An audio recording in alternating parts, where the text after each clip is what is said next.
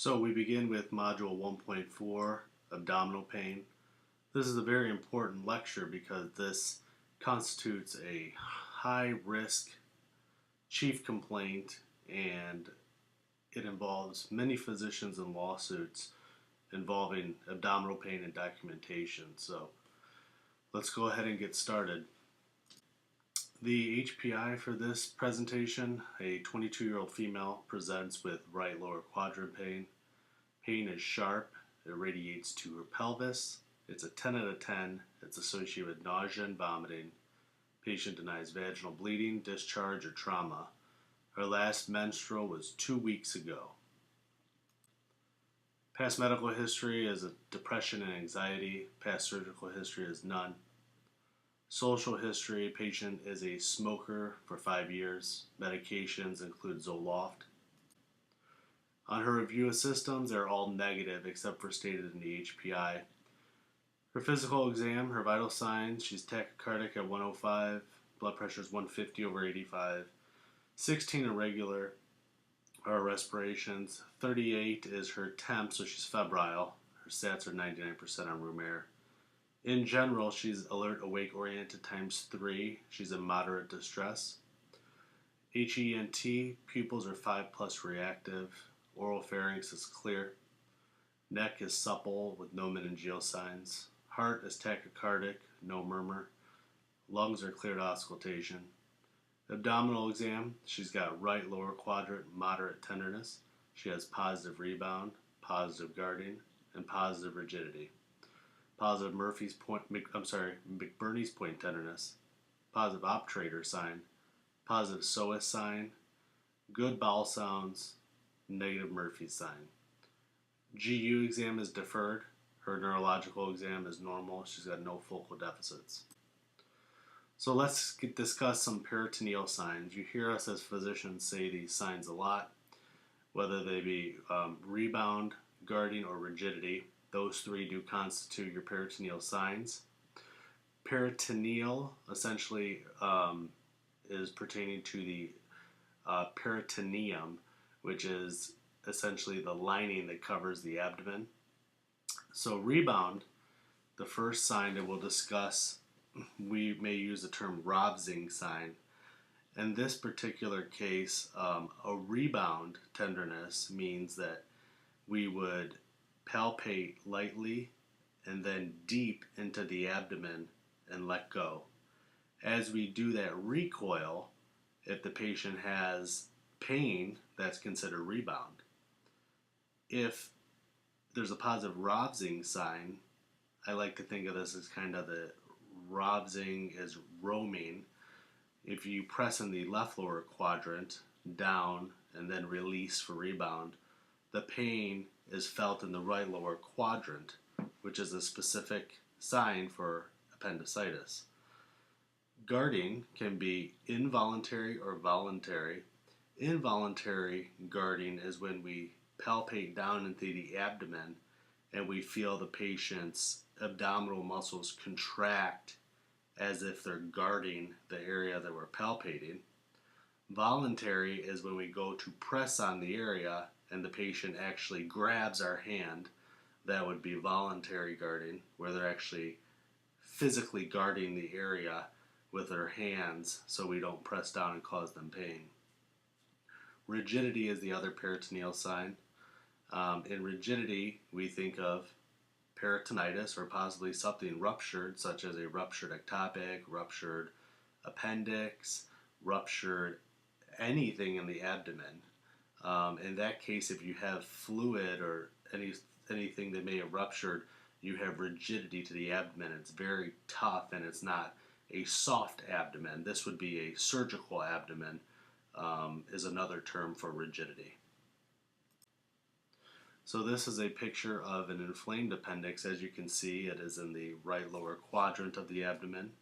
The appendix is maybe not even a third of your pinky finger when it's not inflamed. When you have an inflamed appendix and appendicitis, you can get to almost the size of your pinky as a whole. So this is a good picture demonstration of the appendix kind of free floating and layering down into the right lower quadrant. So our differential diagnosis. Obviously for this patient, this 22-year-old female, appendicitis is at the top of our list with all the peritoneal signs. Ectopic pregnancy cannot be ruled out. We're still waiting on, obviously, labs and her pregnancy test. Ovarian torsion is where the ovary gets turned onto itself and the blood supply is cut off. This is a surgical emergency. As in testicular torsion in males, where we can actually do some reduction techniques in the emergency room. Ovarian torsion that's picked up on ultrasound is a surgical issue where we can't do any sort of reduction in the emergency room. They're going to need to go immediately to the operating room. An ovarian cyst that is ruptured can also cause right lower quadrant pain. PID, or pelvic inflammatory disease, which typically comes from sexually transmitted diseases that infect the cervix and then the uterus and fallopian tubes. Cholecystitis, which is inflammation of the gallbladder, typically presents more of the right upper quadrant. However, patients may still demonstrate right lower quadrant tenderness in certain situations. And then colitis. A couple others off the top of my head would be a hernia and a tubal ovarian abscess, which could be the infection of the fallopian tube in the ovary. So some very important pearls. If they are of childbearing age, they can be pregnant. Always remember that anyone in those reproductive years, we need to know their pregnancy status.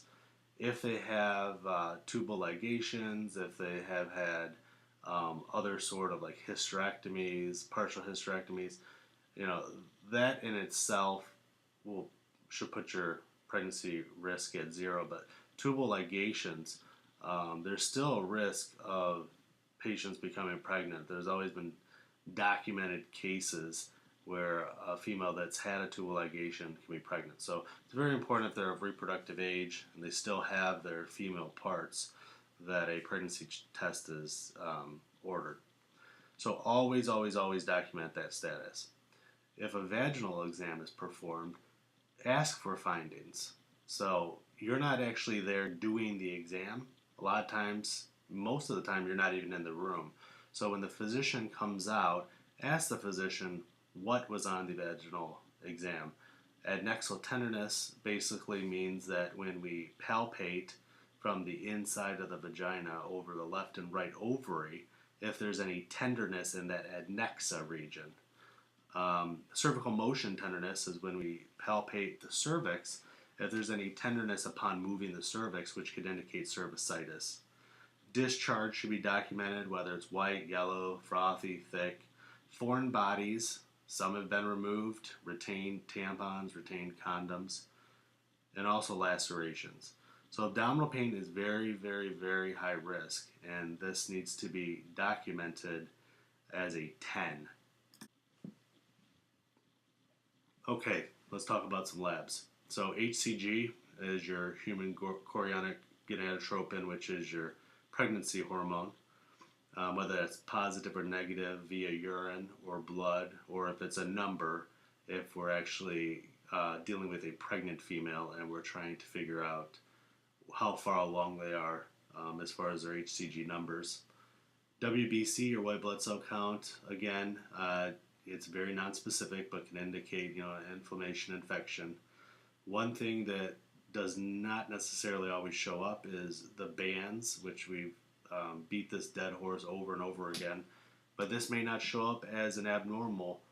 Well, when the differential comes back for your white blood cells, the bands are your immature white blood cells, and if that percent is high, higher than 10% for an adult or higher than 15% for a child, then it could mean something is coming down the pipeline for the patient, that they could have some infection that's brewing that needs to be recognized. So bands are always important to document with your physician.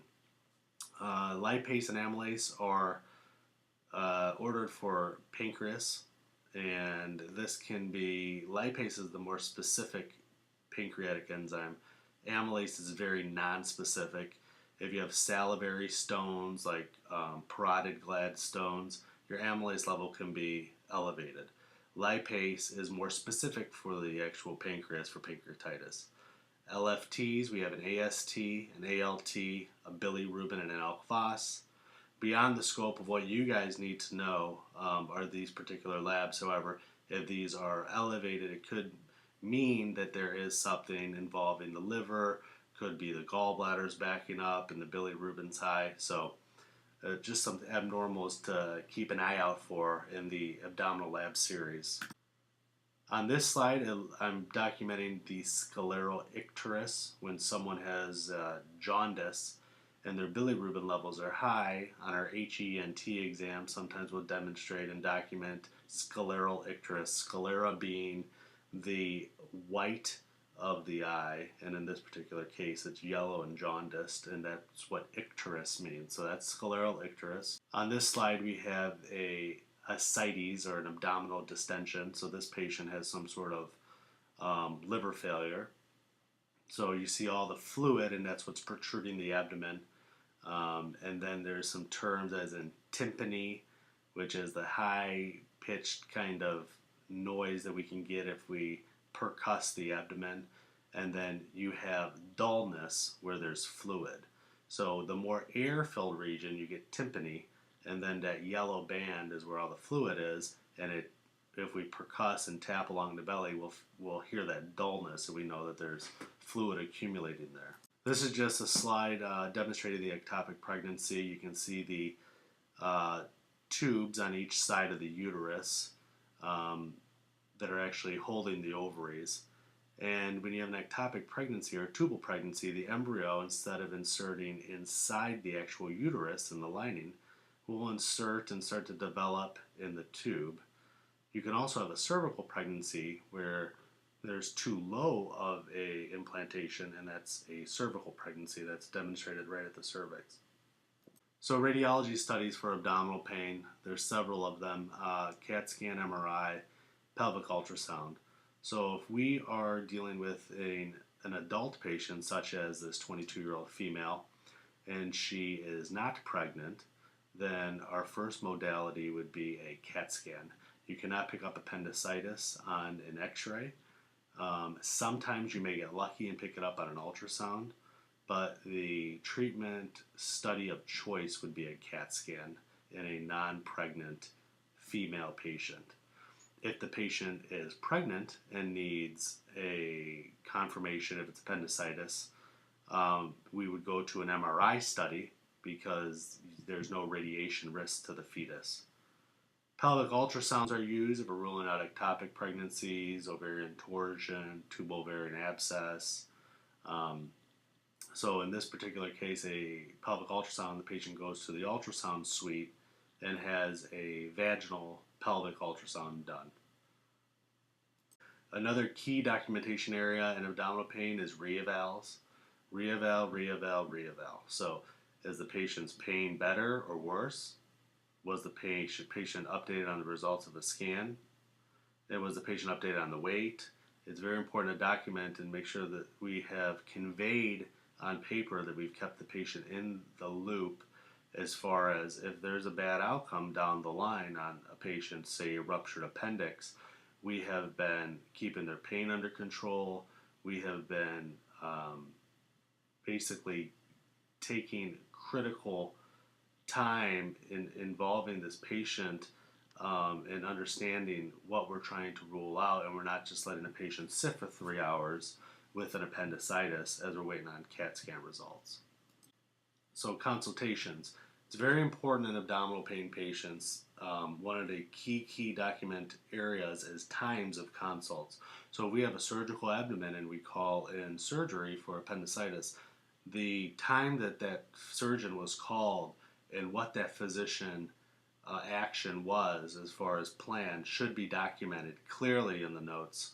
Or if we're dealing with an OB-GYN doctor and we have an ectopic pregnancy, that is another case where these need to be documented. So consults for abdominal pain or for surgical cases especially very, very important to document the times and the action that's going to be taken.